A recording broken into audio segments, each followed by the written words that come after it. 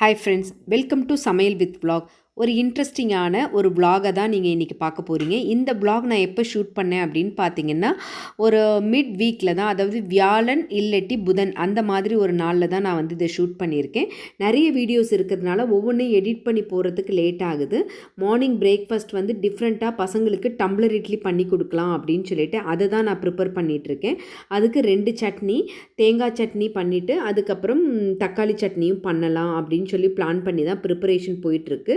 Hotel ஸ்டைலில் தேங்காய் சட்னி நான் ப்ரிப்பேர் பண்ணிகிட்டே இருந்தேன். அதுக்கப்புறம் பார்த்திங்கன்னா அதை டிஸ்பிளே பண்ணிவிட்டு இன்ஸ்டாக்கு ஒரு ரீலும் எடுத்தேன். ஒரு 3 டம்ளரில் இந்த மாதிரி இட்லி மாவை ஊற்றி நல்ல ஒரு பவுலில் வச்சு வேக வச்சு எடுத்துட்டேன். வெந்துருச்சான்னு பார்க்குறதுக்கு இந்த மாதிரி ஒரு வடைக்கம்பி இருக்கும் இல்லைங்களா, அதை நீங்கள் வந்து குத்தி பார்த்தீங்கன்னா வெந்தது தெரியும். அதுக்கப்புறம் நான் வெங்காயம் தக்காளி போட்டு பருப்பெல்லாம் போட்டு ஒரு சட்னியும் அரைச்சிருந்தேன். அதுவும் ரொம்ப சூப்பராக டேஸ்ட்டாக இருந்தது. அப்புறம் டம்ளர்லேருந்து எல்லா இட்லியுமே அன்மோல் பண்ணிவிட்டு பசங்களுக்கு எல்லாத்துக்கும் சர்வ் பண்ணிவிட்டு வெளியில் போகிறவங்க எல்லோரும் வெளியில் கிளம்பிட்டாங்க. அதுக்கப்புறமா நான் வந்து இன்றைக்கி சில க்ளீனிங் ஒர்க் இருக்கிறதுனால க்ளீனிங் ஒர்க் பண்ணிடலாம், அதாவது டைனிங் டேபிளில் ரொம்ப நாள் ஆச்சு க்ளீன் பண்ணி, ஸோ அதையும் பண்ணிடலாம் அப்படின்னு சொல்லிட்டு தான் இன்றைக்கி பிளான் பண்ணியிருக்கேன். கிச்சன் எப்படி இருக்குது பார்த்தீங்களா? எப்போவுமே கிச்சன் வந்து நான் குக் பண்ணிகிட்டு இருக்கும்போது இப்படி தான் இருக்கும். அதுக்கப்புறம் அது எல்லாமே நான் க்ளீனப் பண்ணிவிடுவேன். அதே மாதிரி தான் டைனிங் டேபிள் எப்படி மெஸ்ஸியாக இருக்குது பார்த்தீங்களா? ஹேர் கிளிப்ஸு, பவுலு, ஃப்ரூட்ஸு எல்லாமே கண்ட இடத்துல இருக்குது. இது எல்லாத்தையுமே இப்போ வந்து நான் ஒன் பை ஒன்னாக ஆர்கனைஸ் பண்ண போகிறேன். இருக்கும் இந்த கிளிப்புக்கெல்லாம் நான் தனியாக பாக்ஸ் வச்சுருக்கேன். ஸோ இப்போ இந்த ஸ்நாக்ஸ் பவுல் எடுத்துகிட்டு போகணும், இந்த ஃப்ரூட்ஸ் எல்லாத்தையுமே இது பண்ணும்.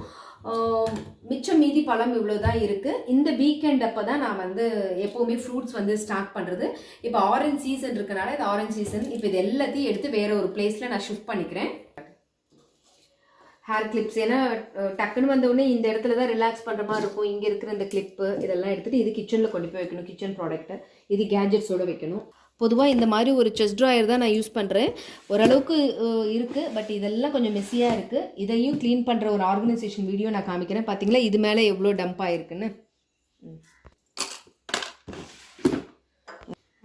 ஓகே, இது வந்து காப்பர் பாட்டில். மார்னிங் வந்து எம்டி ஸ்டொமக்கில் காப்பர் வாட்டர் குடிச்சிங்கன்னா ரொம்ப நல்லாயிருக்கும்.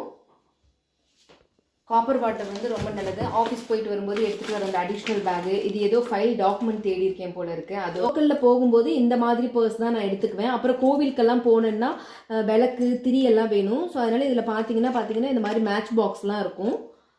ஏன்னா கோயிலுக்கு போனால் விளக்கு ஏற்றுறதுக்கு. இது வந்து ஸ்னேக் பிளான்ட். பின்னாடி பேக் சைட் தோட்டத்திலேருந்து எடுத்துகிட்டு வந்து இப்போ இதில் வாட்டர் போட்டு தான் வச்சுருக்கேன். ஸோ வாட்டர்லேயே ஓரளவுக்கு இந்த மாதிரி நல்லா அழகாக வந்திருக்கு. இதை எடுத்துகிட்டு இதில் இருக்கிற டஸ்ட்டு பார்த்தீங்களா, இங்கே பாருங்கள், கோடு போட்டால் தெரியுதா, இந்த அளவுக்கு டஸ்ட் இருக்குது. இதெல்லாம் துடைக்கணும். நான் வந்து இந்த மாதிரி கிளாத் தான் வச்சுருக்கேன். இதுக்குன்னு நான் ஸ்பெஷலாக எந்த கிளாத்தும் வாங்கலை. ஏன்னா வீட்டில் ஏதாவது ஸ்டிச் பண்ணும்போது இந்த மாதிரி வர்ற வேஸ்டேஜ் கிளாத்தையே நான் டைனிங் டேபிள் க்ளீன் பண்ணுறதுக்கு யூஸ் பண்ணிக்குவேன். மாஸ்க் பார்த்தீங்களா எங்கே வந்து இருக்குன்னு. ஸோ இது வந்து ஒரு பிளேட் இங்கே இருக்குது. லாஸ்ட் வீக் எங்கேயோ போனப்போ இதை ஷாப் பண்ணிட்டு வந்தேன், இந்த மாதிரி டம்ளர் கவுக்கிறதுக்கு டைனிங் டேபிளில் வைக்கலான்னு. பட் அது இன்னும் சீல் கூட பிரிக்கல. இந்த பாக்ஸு மொபைல் இப்போதைக்கு இங்கே இருக்கட்டும்.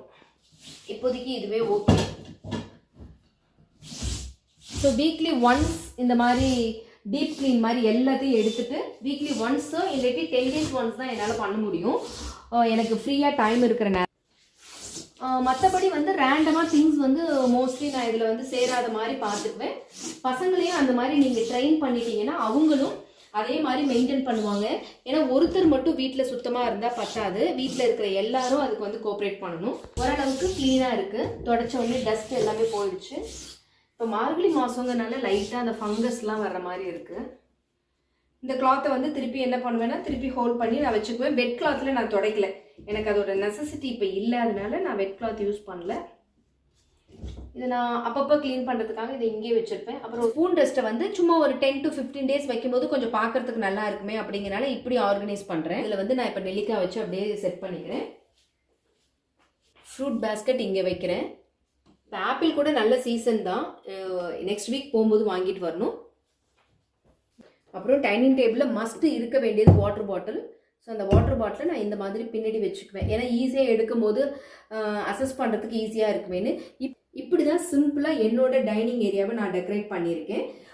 மந்த்லி ஒன்ஸ் தான் நான் இந்த டேபிள் கிளாத் வந்து மாற்றுவேன்.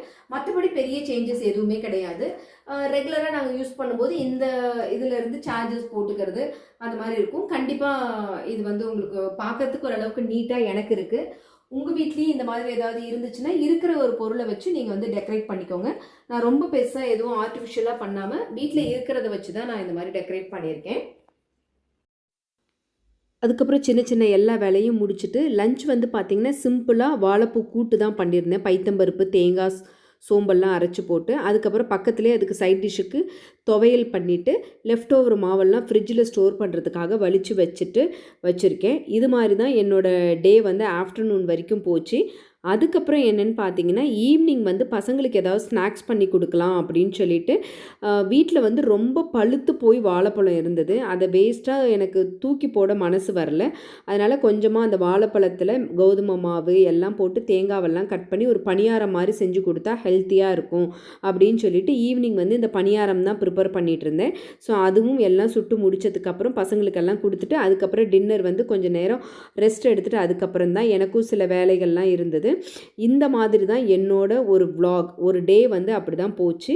இன் பிட்வீனில் என்னோட சின்ன சின்ன ஒர்க்கெல்லாம் நான் பார்த்துருப்பேன். இந்த vlog உங்களுக்கு பிடிச்சிருந்துச்சுன்னா லைக் பண்ணுங்கள். மறக்காமல் நம்ம சமையல் வித் vlog சேனலை சப்ஸ்கிரைப் பண்ணுங்கள். தேங்க்ஸ் ஃபார் வாட்சிங். இதே மாதிரி இன்னொரு vlogல மீட் பண்ணலாம். See you again.